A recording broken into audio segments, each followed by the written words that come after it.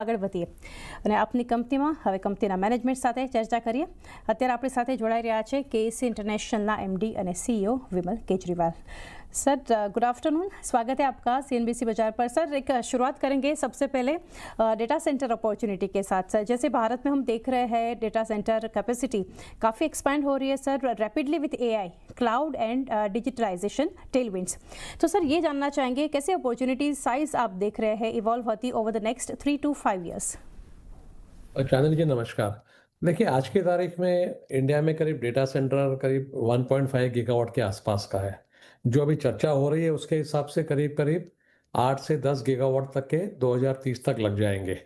तो उसमें अगर आप देखें और मेरे पास दो अपॉर्चुनिटी होती है। एक तो होती है सिविल में क्योंकि हम डेटा सेंटर बनाते भी हैं, और एक होती है टीएनडी में ताकि उसमें पावर सप्लाई कर सके। तो दोनों अपॉर्चुनिटी है।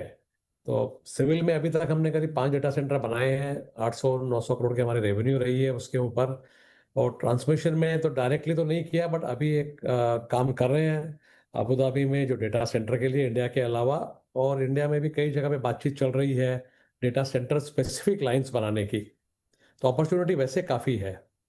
जी सर, कौन सा यहाँ से अगर देखने चाहे ऑर्डर इनफ्लो और ट्रैक्शन के ऊपर वो कैसे आप यहाँ से एक्सपेक्ट कर रहे हैं, specially hyper scalar versus domestic enterprises players की बात करें तो? देखिए इसमें जो नंबर की बात हो रही है हमारे को सिविल साइड में लोग देख रहे हैं कि हजार हजार करोड़ के आसपास पर एनएम का हमारी रेवेन्यू हो सकती है प्योर डेटा सेंटर से। ओके, टीएनडी थोड़ा सा मुश्किल है बोलना, लेकिन जिस ढंग से चल रहा है उसमें भी 1000, 1500, 2000 अभी अब मैं बोल नहीं सकता नंबर क्या होगा, बट 1000, 1500 तो हो ही सकता है। तो दोनों मिला के 2 से 3000 करोड़ के बीच में रेवेन्यू आ सकती है डेटा सेंटर के ओवरऑल बिजनेस से हमारे लिए इंडिया में।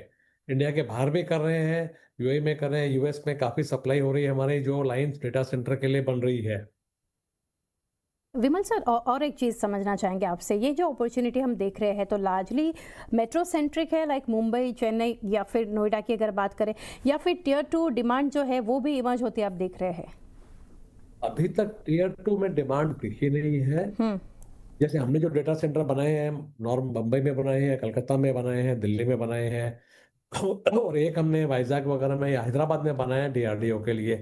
बाकी मेनली मेट्रो सेंट्रिक ही है।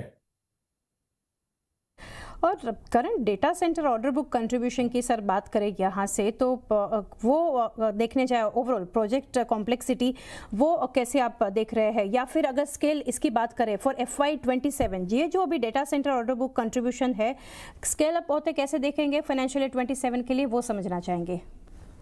अभी बोलना मुश्किल होता है बिकॉज इसमें क्या है कि अभी हम कम से कम 4-5 डेटा सेंटर के डेवलपर से बात कर रहे हैं।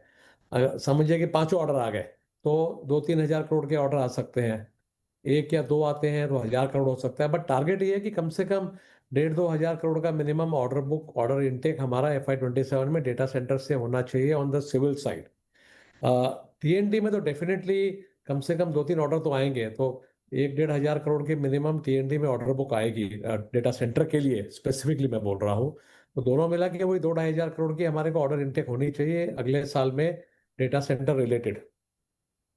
और सर ये डेटा सेंटर के बेस पर जो डिस्कशन किया, अभी जानना चाहेंगे few points on capex requirement इसके लिए। तो जो डेटा सेंटर्स की हम बात कर रहे हैं कैपिटल इंटेंसिव जो है from an EPC perspective, company क्या यहाँ से कुछ कंपनी को ज़रूरत है to invest significantly in specialized equipment और कैपेबिलिटीज़? नहीं, ऐसी कोई ज़रूरत नहीं है स्पेशलाइज इक्विपमेंट भी, क्योंकि हमने आज की तारीख में 70-80 हम लोग मल्टी स्टोरी बिल्डिंग्स बना रहे हैं, सब बना रहे डेटा सेंटर बनाए हैं। तो उसके लिए जो नॉर्मली इक्विपमेंट चाहिए वो सारे हमारे पास हैं। बाकी इंडिविजुअल प्रोजेक्ट्स में जब भी ज़रूरत होती है तो 10-15 करोड़ का कैपेक्स होता है, वो नॉर्मल कैपेक्स है। मतलब देर इज़ नो स्पेसिफिकली उसके लिए और एक्स्ट्रा पैसा लगाएंगे ऐसा कोई खास बात नहीं है। कैपेबिलिटी तो ऐड करते ही रहते हैं बिकॉज नए मैकेनाइजेशन के तरीके आते हैं, ऑटोमेशन आते हैं, तो we keep on adding that capability. But otherwise ऐसे कोई मेजर कैपेक्स की जरूरत ऐसा नहीं दिख रहा है मेरे को आज की तारीख में। जी तो सर कुछ इंक्रीमेंटल इन्वेस्टमेंट रिक्वायरमेंट यहाँ से है, टेक्नोलॉजी पार्टनरशिप की बात करें, मैन पावर की ट्रेनिंग इसके लिए जो लगती है, या फिर एडवांस्ड कूलिंग पावर सिस्टम, वो भी समझना चाहेंगे। देखिए एडवांस कूलिंग पावर सिस्टम वगैरह अभी आज की तारीख में हमारे स्कोप में नहीं आता है। हम्म। वो क्या है कि वो डेवलपर खुद नॉर्मली खुद नेगोशिएट करता है, खुद करता है। देखिए इंजीनियरिंग सारी क्या होता है ना कि डेटा सेंटर वाले अपने आप करके आते हैं। उनको इंजीनियरिंग देते हैं, हम उसको डेवलप करते हैं, फिर उसको इम्प्लीमेंट करते हैं। तो ये जो बेसिक कूलिंग वगैरह की जो है, ये सारा डेवलपर ही करता है। ओके, तो कंपनी यहाँ से विमल सर मैनेज कैसे कर रही है working capital cycles in data center projects compare to transmission और रेलवेज? देखिए ट्रांसमिशन का वर्किंग कैपिटल साइकिल तो सबसे ठीक है। हम्म। ओके, रेलवे बहुत ही खराब है। और डेटा सेंटर नॉर्मल जैसे सिविल में नॉर्मल होता है, आप काम करते रहो, हर महीने आपको पैसा मिलता रहता है। Working capital cycle is pretty decent I will say in data center. Right. और सर अभी FY27 मार्जिन्स के फ्रंट पर जानना चाहेंगे। जैसे ग्रेजुअल मार्जिन इम्प्रूवमेंट हम देख रहे हैं, तो क्या FY27 की सर अगर यहाँ से बात करें तो एक इन्फ्लेक्शन ईयर रहेगा for double digit EBITDA margins? नहीं, 27 will not be inflection year. हमने लास्ट टाइम भी कहा था कि अभी देख रहे हैं क्या होना चाहिए। तो अभी हमारा 7 साढ़े 7 की बात चल रही है। आई थिंक उसी रीजन में उसके आसपास ही रहेगा, अभी तक तो लग रहा है।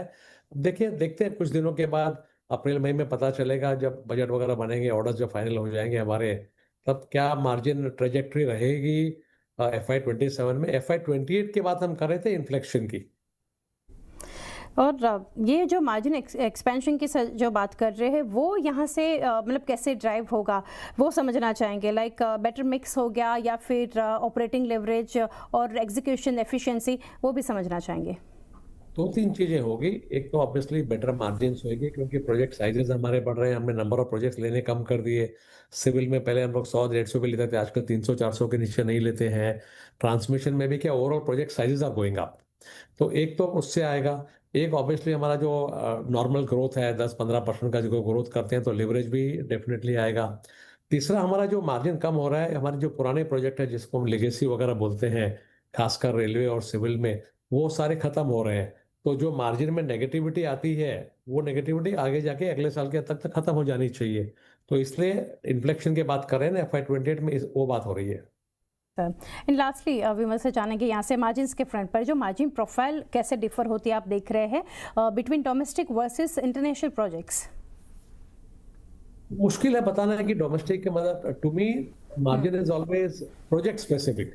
अब चाहे डोमेस्टिक हो चाहे इंटरनेशनल हो, मतलब मैं कई कंट्री में काम कर रहा हूँ, जब कुछ प्रोजेक्ट्स में भी 7%, सब में भी 15-20%। तो मुश्किल है बोलना कि भाई इंटरनेशनल में ज़्यादा है कि डोमेस्टिक में ज़्यादा है। आई विल से कि it is more project specific.